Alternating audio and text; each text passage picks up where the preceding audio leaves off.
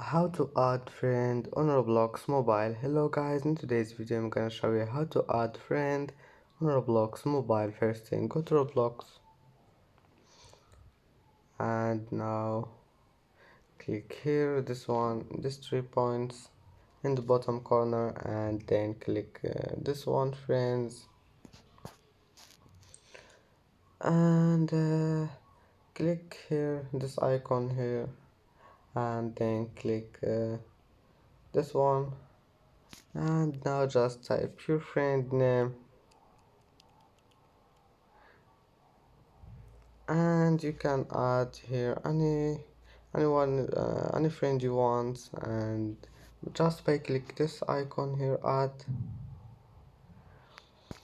And that's it for today's video. If you like this video, please don't forget like and subscribe, and see you in the next video.